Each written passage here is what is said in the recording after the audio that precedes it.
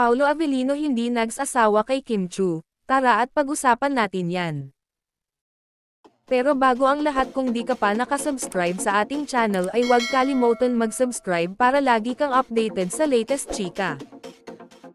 Giving na ang relasyon ni Paolo Avellino and Kim Chu. Lalo na at aminado ang aktor na kay Kim lang lumampas ng 2 beses ang pakikipagtambal niya sa leading lady. Naalala niyang, never na lumampas sa 2 beses na nakatrabaho ko ang mga leading lady ko sa series or sa movie. Aniya sa ginanap na press con ng pelikula nilang My Love Will Make You Disappear na palabas na sa March 26. Katwiran niya, hindi nakakasawang katrabaho si Kim. Biglang hirit naman ni Kim na hinahampas-hampas pa ang aktor, nag-a-adjust kasi ako, kasabay ng malakas na tawa na may kasamang kilig.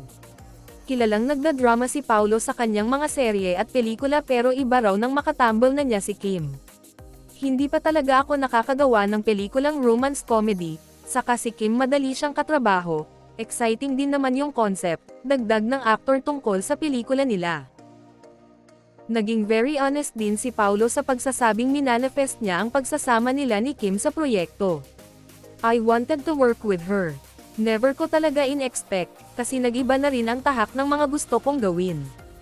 Hindi ko alam na kay Kim pala ang bagsak ko, kumpisal ng tinaguriang, nonchalant, actor. Syempre, hininga ng reaksyon si Kim sa mga sinabi ni Paolo. Aniya, hala, I'm speechless.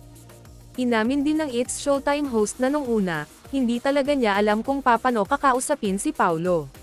Ni hindi rin daw niya naisip na makakasundo niya ito dahil hindi nga ito masalitang tao. Nakatayo lang siya. Actually, titingnan ka lang niya, ganuan, hirit ni Kim.